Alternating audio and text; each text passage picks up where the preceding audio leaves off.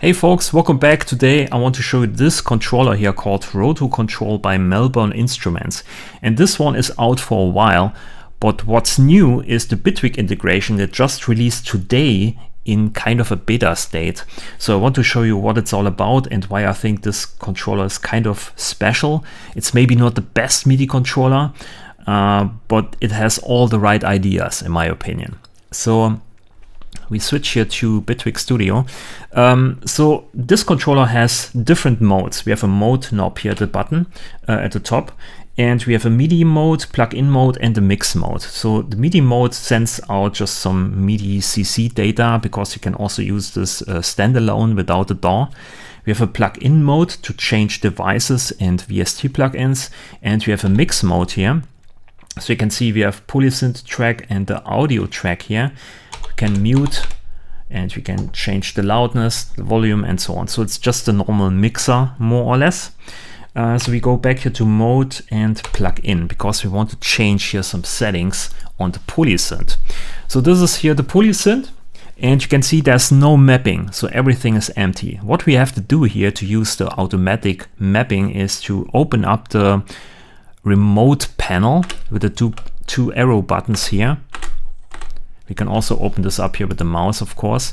And you can see all the remote controls are automatically mapped here. So we have filter envelope and yeah, also the different pages. This is the first page gain, velocity sense, pen, and so on. So we can change this here. Right. We can also change the knob in Bitwig, and the motor fader is doing the same movements there. That's already pretty dope. So let's switch here to a different page. So here it becomes interesting because I showed you earlier that you can turn this 360 degrees, right? So this rate knob here kind of hinders you to go further than this position. There's a limitation there. There's a force, an electric motorized force. It feels really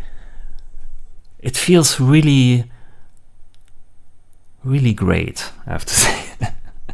Also here there's a limitation. Then also here to retrigger, that's actually a button, right? With two states, off and on. And you can really feel it here. It's a snap in. It actually feels better than a real knob, in my opinion. It's a manufactured, designed feeling. So yeah, this is the retrigger button here. We have also a mode with different options. We have 3 options: mod wheel, pressure, manual. And with this feedback, you don't need to look at the screen. You can feel that you change a value, right? Before, with any other MIDI controller, everything feels the same. You can turn it, there's no feedback, there's no snap in or anything like this. And you always had to make sure on the screen that you are on the right page, that you turn the right knob because there's no display, and then you that you changed the value because you don't feel anything. Here you can feel it. And if you visit this year the Super booth in Berlin, make sure you visit the Bitwig booth and also the Melbourne Instruments booth and try it out for yourself. It feels really great. So this is the remote control automatic mapping. We can also open up here another reverb device here, and with this we can use another feature. We can pull down or push down here, select, and then say polysynth. It scrolls to polysynth. We have the reverb.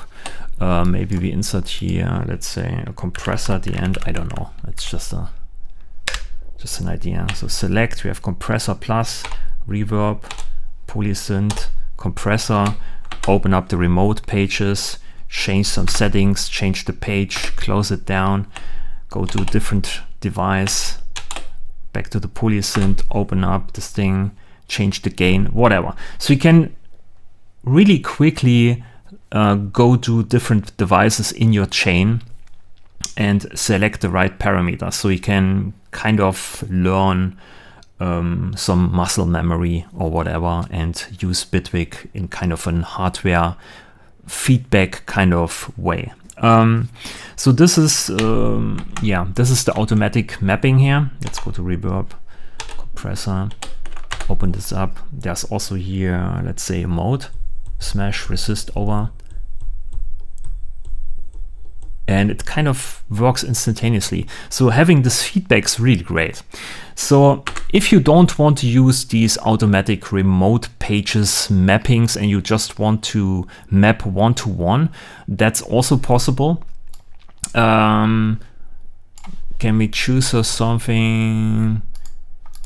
Yeah, let's go to this one here. So we want to just map here this kind of mode switch or this drop down, right? So usually what you do in Bitwig with normal controllers, you right click and you say map to controller or key, and then you turn the knob on the device to actually learn the connection. Here it kind of works exactly the opposite way around. So here we have to say, I want to learn something on this device and I want to use this knob, and it says here learning, and then you change a parameter on the device in the DAW. So here we go to vanilla. And now it switches, you can see it switches through all the parameters because it tries to figure out, is this actually a knob? Is this maybe a drop down with some options, or is this a button with just 2 states? So it goes through all the parameters or all the values and saves this on the device and then makes the right decision to give you a snapped or stepped control here. So okay, we just learned here the character, go out of this, and now we have here a stepped feeling, a stepped experience. So it works the other way around, right? So learn, we want to learn this, and you want to change it auto timing and go out of learning, and then we have it here, right? Also pretty straightforward. So the big twist here is that you have to go the other way around. You have to say on this device, I want to learn something, and then you turn the knob that you want to map in the software. It also saves all this stuff on the device itself. And I heard that every time you want to change something on the behavior of this device, you have to patch the firmware. It's not something you can change in a controller script or anything like this. It's all on the device itself. So the device is pretty smart. It's not a dumb controller. Another thing you can do with this manual mapping mode here is that you can use, let's say, we use a VST here, and I use my supermassive reverb. Because here, there are no remote controls, and you can use remote controls if you want to, but we want to do a manual mapping, let's say. Okay, I have to move this actually over here, sorry. So now we can see it. So we have here a VST, and we want to change here the mode of this reverb. So if we want to go to different reverb algorithm, so we can do this too. We go to learn here. Let's say I want to have this on this knob. So we turn it, so it says learning, and then we just change here the mode. And you can see it switches through all the modes, available modes, learns it, and now we can have a stepped feeling, stepped experience here. You can really feel that you change a value. It's very nice to feel, actually. So this is also possible with VST plugins. Again, here, the special thing is that it's on the device itself, which means it also remembers the plugin ID.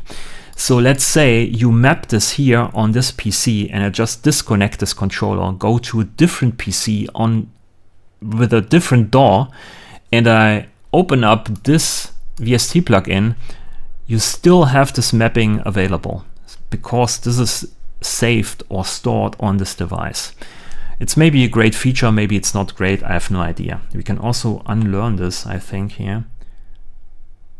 Yeah, it says clear. Now it's back to normal.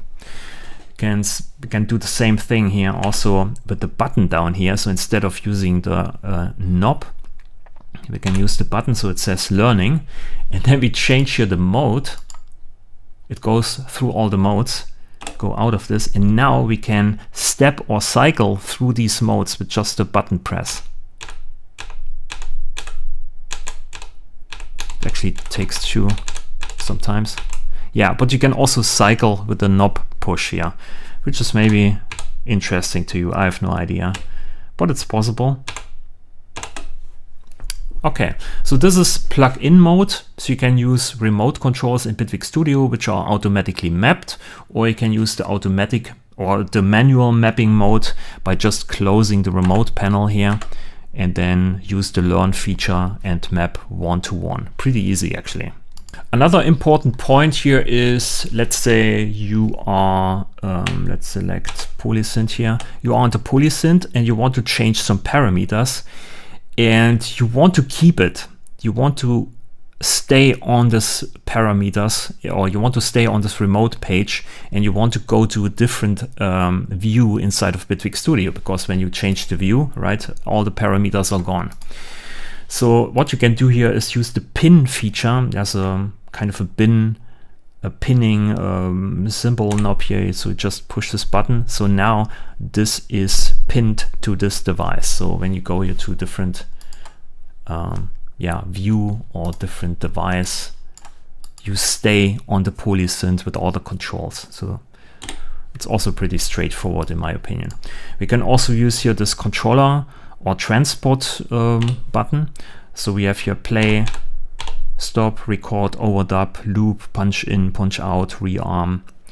A lot of different features also if you hold down certain keys here, but these are the most important features I use at the moment. So transport is also available on this controller. I don't know how expensive this is at the moment. I think around 300 or 400 bucks. I have no idea. Try it out at Super Booth or at the Bitwig booth if you want to also meet me. I'm probably there at Thursday. So yeah, give it a try. It's very impressive how it works and how it feels. It's very hard to show off on a video. So that's the beta. There's also a web page here. It looks like this. You have to download this here and also patch the firmware if you already own this device. And if you want to access all the new features, just make sure you update or patch the firmware. Download here the controller script or the controller extension for Bitwig Studio, and you're good to go. So that's it. I hope you liked the video. Leave a like, leave me questions if you have questions about the controller, of course.